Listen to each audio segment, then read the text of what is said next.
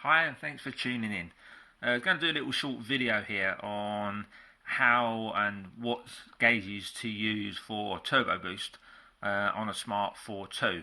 If like me you got a Smart ForTwo, same as I've got, or something like that, and you want to put a turbo boost gauge in, it's not that hard really, quite easy. I've been searching around for quite a while to find the right gauge for the right application, because there's a certain way I want to do things. And after a bit of hunting around, I come up with this one, which you can see is quite a nice unit. It's an LCD plasma display, so there's no needle visible. It just looks completely black when it's off. It comes in this fancy box. You can see different types of dials that they do on the side. On the back, a little bit of Japanese writing. If you can understand Japanese, you're okay. Certain pods they do, etc, etc.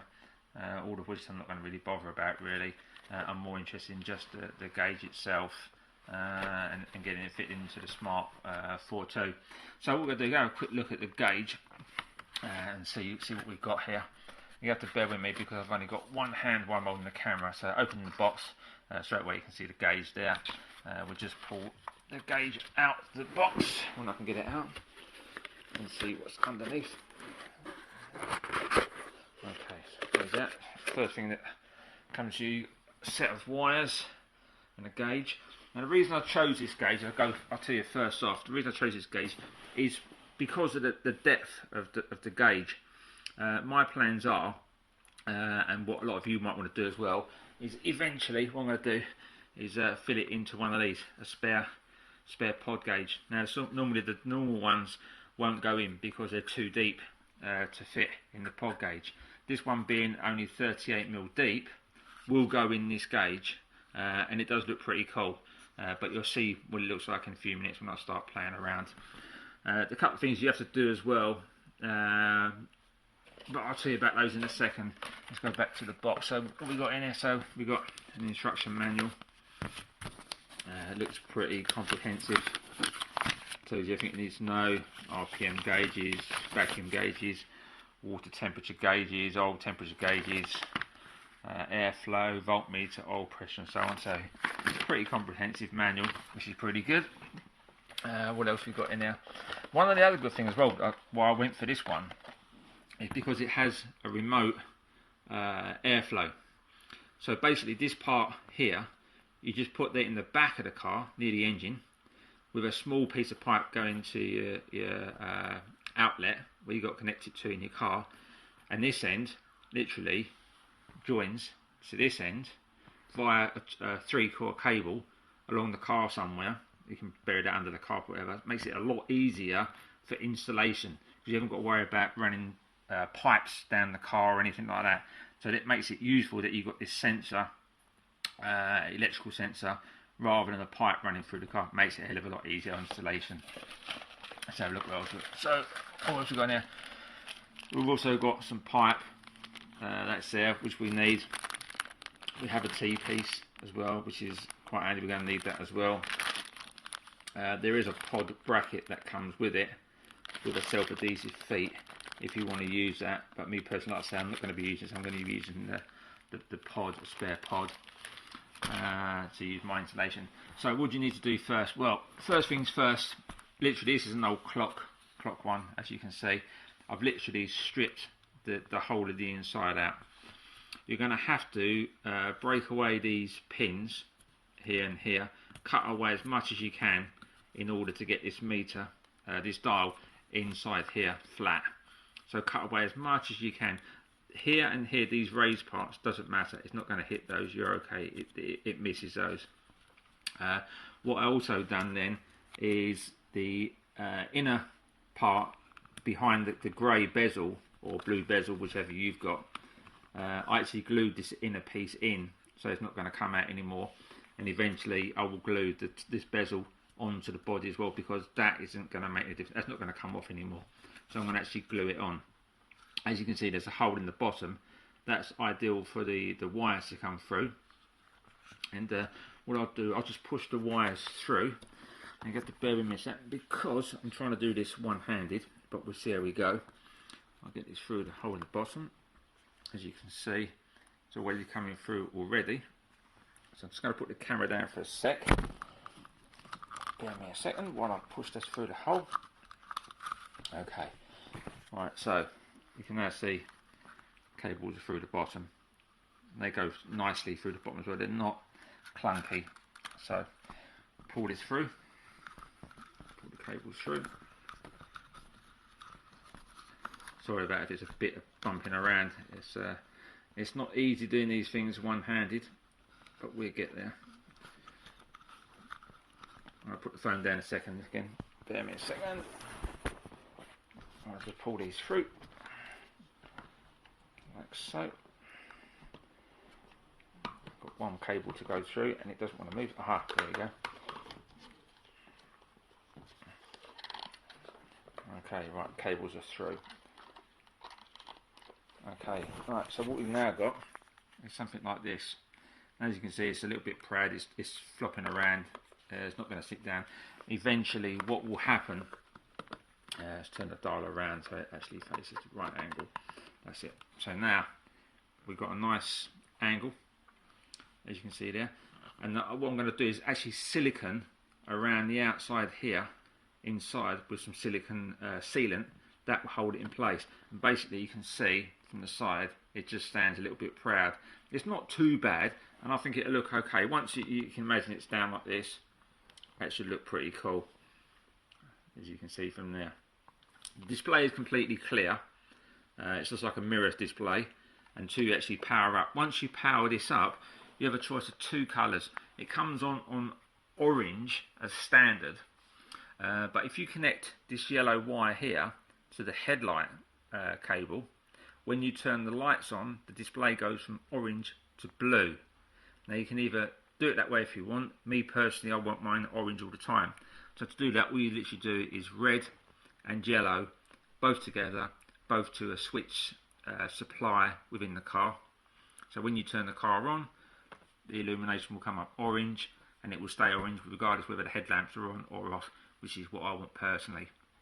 I think this is a much nicer way of doing it.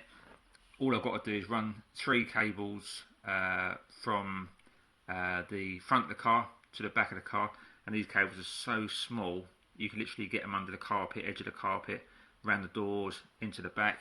As I said, this piece goes in the boot, or in the engine, even in the engine compartment you can put that, and have literally 3 or 4 inches of pipe going from that to your part of the car that you need to connect it to, which we'll come to later on.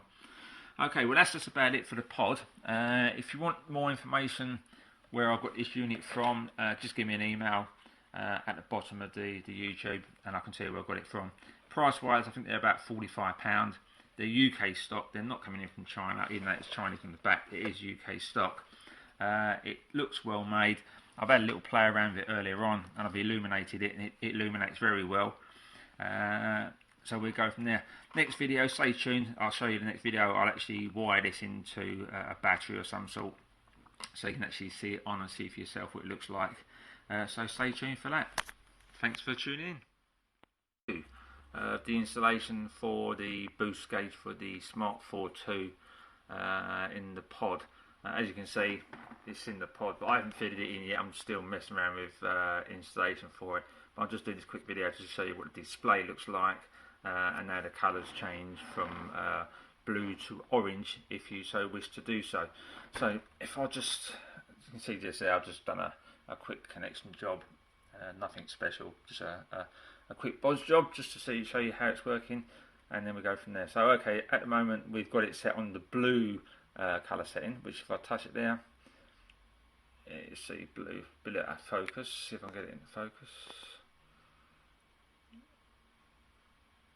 Camera doesn't want to get in focus now, typical. See if I can get it. Ah, that's it, that's better. Okay. So right, there you go. So that's the blue display. That's basically what you get. And you can see in the centre, it's showing you your boost, your PS and your bar, etc. And around the outside you've got a series of dots, which also increase as well as the inside one. Now, so this is on the blue dial. I'll just do it again for you. There you go. You can see what happens. That's just blue. Now that's with the red and the yellow wire connected together, going to the positive side of the car, and obviously the black going to the ground. Now if you don't want to have blue, just want to have orange, like what I'm going to go for, if I just put in the red on its own, I'll get it in, that's red, and then reattach. Bear me a second, just want to get this wire in, that's it, and then go for red. That's the orange display, that's what it looks like, orange. Just do it again for you. Now it doesn't look anything like it does on the camera. I'm just looking on the camera, I can see it. It doesn't look anything like that. It looks a lot better. But again, there you go. Those sort of funny marks you can see when I stop there, that's actually reflection from the light in the room on the front of the screen. It's not actually on the meter at all. There's just lots of light in this room that are bouncing off of this unit. But that's basically it. You can see yourself. It does look quite cool. I'm certainly going to go for the orange colour rather than the blue, because I think it looks better as orange anyway. But there you go. That's the display. What it looks like. Next part is the installation into the car, and also when the pod's actually installed into the meter's actually installed into the pod. So stay tuned. Come back for part 3. Another part of how to fit a set of boost gauges in a smart ForTwo, either Cabriolet or the standard City or Passion or Pure, whichever you got. It's not that difficult really. The worst part is trying to get another pod, which as you can see I've got a third pod. You've seen in the video how I fitted the actual gauge into the pod last time. You can see that's actually fitted in there, fits quite nice. Okay, yeah, it stands a bit proud from the rest of the gauges, but it goes in and it works quite well. If you ever look down the bottom here, you can now see exactly how I fitted each gauge in, screwed them down. You're going to have to re-drill some of the holes in the brackets of the gauges and re-drill it into the dashboard to screw them down, because they're not going to go into the existing holes. As you can see, we've now got 3 gauges in it. It looks quite neat, looks pretty good. The next stage for now to do, and the thing that I've got a problem to work out now, is how I'm going to hold down the plate, this thing here. I'm going to now hold that down because there's a clip at the top there. You can see I've actually broken it off on this one just to have a play around with it to see if I can work out another way of doing it. That clip should be located in a little underneath recess here.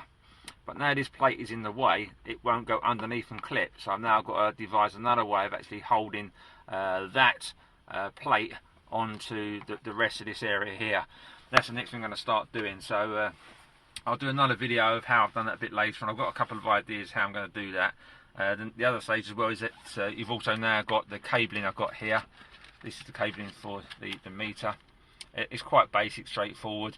There's no pipes that actually run from this meter back to the back of the car. It's all done via electronic wiring. So basically all I've done, I've been out this morning, I bought some of this. Basically all it is alarm cable. It's 4-core alarm cable. I'll just solder this up to the dials here, run it to the back of the car, reconnect it to the back of the car. Bob's your uncle. As for when I had to take the power supply for the dial, you can change the colour of the screen by changing the polarity of the wires. Using the red and the yellow together will make the screen go blue. If you just use the red on its own, it will get an orange display. Me personally, I'm going to leave it orange all the time. I'm also going to, wire this up so that it's actually on all the time. The feed for this, I'm going to actually take this back down and actually link it into the car stereo switch live, so that when I turn the ignition on, not only will the car radio come on, but also the dial up here will come on at the same time, which is also make it quite cool. So that's about it for the minute. I'll come back in a little while and explain to you the method I'm going to use for holding this thing down. It's going to take a little bit of thinking for a minute. I did actually think what I was going to do originally was this up here. I was actually going to get the Dremel and actually Dremel out a hole in this base plate. But the problem is you've got cables from here running underneath it, so you've got to try and bypass this cable. I could, if I wanted to, change the meter here and then put it in place of the clock, And because only 4 cables away actually run, I could actually push them one side and actually drill through. But everything's in there, so I don't really feel like taking it out. So that's another story. But I've got a couple of ideas in mind how to do it. I'll come back shortly with another part, and that will tell you how to actually fit that unit in, and also wiring back to the car and the actual sender unit in the car, how to wire that and plumb that in. And then once we should get all that done, we should be up and running, and there'll be a video of it all running complete. So see you later. Stay tuned. Okay, right, after thinking for a while about this situation with how I'm going to get this to hold in with a clip here, because the pod is now in the way of where the hole goes through. I did have a spare one, which is my old spare one here. I broke the clip off and had a little play around with methods of how I'm going to hold this down. I did think a double-sided tape along these edges, and also along the edges of the dash thing to hold it down, but then I thought no, it's not going to be practical. If you need to get it out, it's going to be a problem again. I did think of actually fitting a screw or a nut just on top here and putting a screw down. You can see the mark where I've been messing around with that. That didn't suffice very well. Eventually what I've done, I thought this is going to be more of a problem. It's more complicated. I literally took out the clock pod, and basically you can see here I actually got a Dremel out and I actually cut away this plastic. I actually cut it away inside here, so the original clip will now go underneath and clip underneath.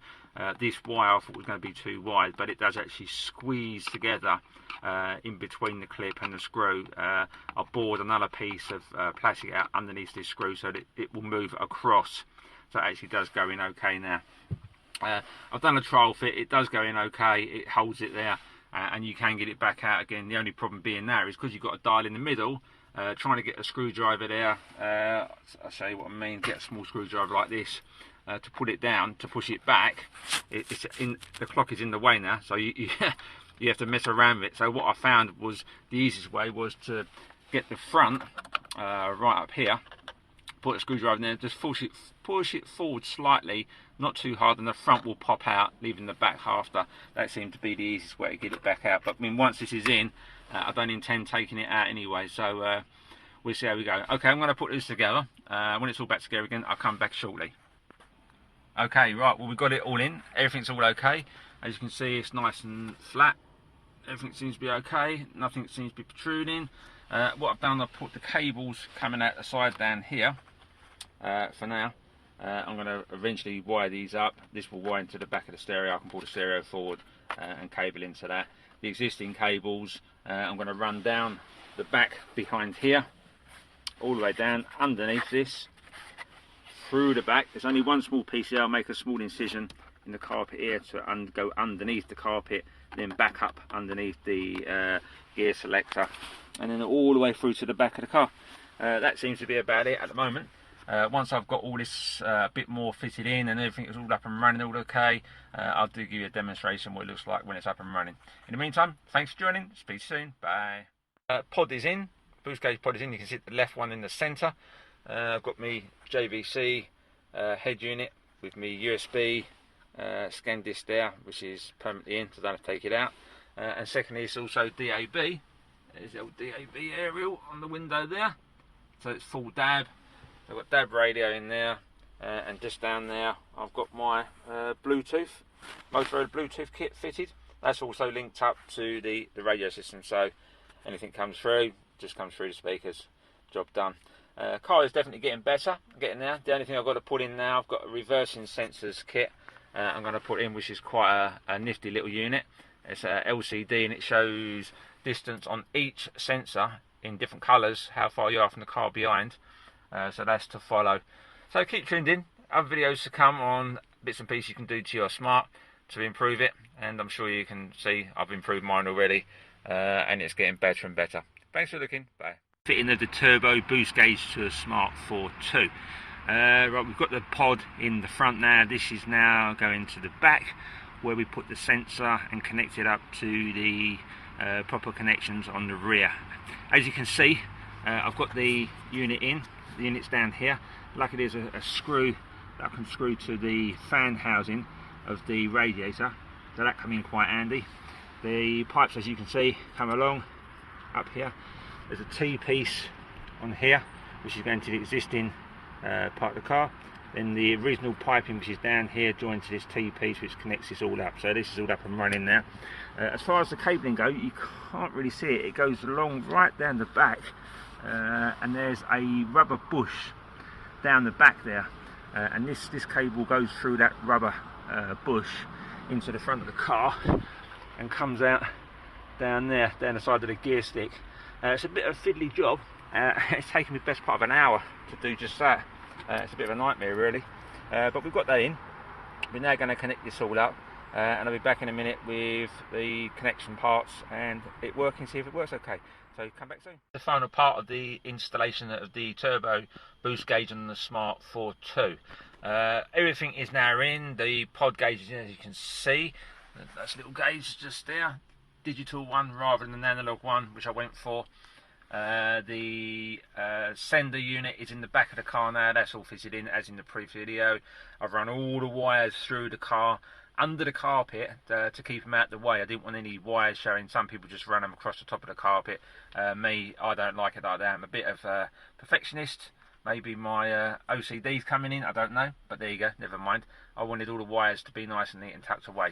So the gauge is now in, and I've come down to the underground underground part of my car park, because display is orange and it shows up better at night than it does in the daytime. I've just had a quick run around the block, make sure it's okay. And I must admit, in the daytime you can't really see very much on it. It's quite dim, but in the evening and night time, like it is now underneath the car park here, it does show up quite well. So let's go see what I've done. So basically what I've done, I connected the pod into the switch live of the car system, and what I've done, I connected it, linked it into the car radio, because that was the easiest one to link into.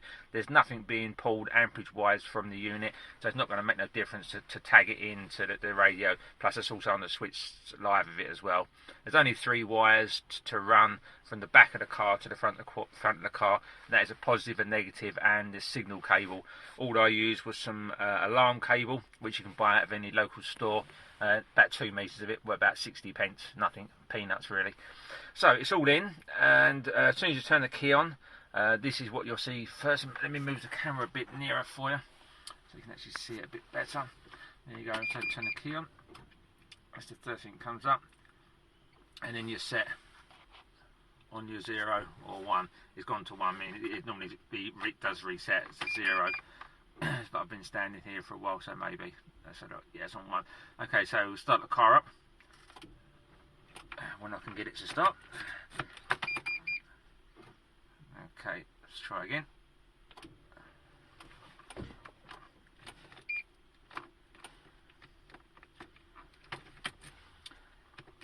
I keep forgetting to the immobiliser. That's better. There we go. So there. We're showing minus 21 on tick over. Let's put it about right. See if I can get the camera to. That's it. It's a bit better. So rev, give it a bit of a rev.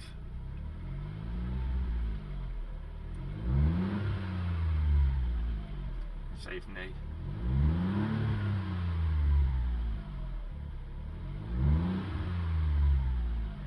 Obviously driving the turbo is going to come in more than it is just sitting here, but that just gives you an idea of how it works, and it's all working fine. This is settling on minus 18. It varies from between 18 and minus 20.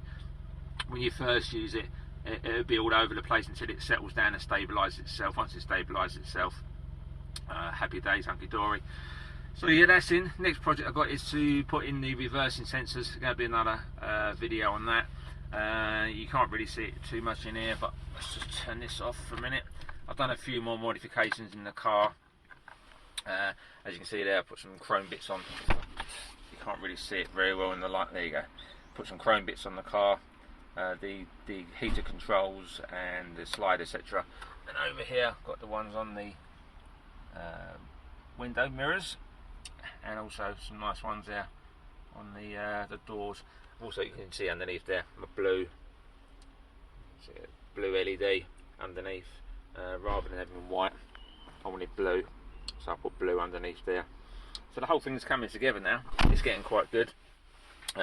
Even the radio's now in, which is pretty awesome. which I'm quite pleased of. Just like that. There you go.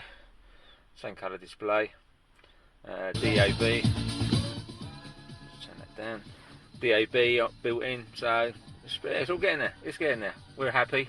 A little bit more to do, and then Bob's your uncle. Everything done.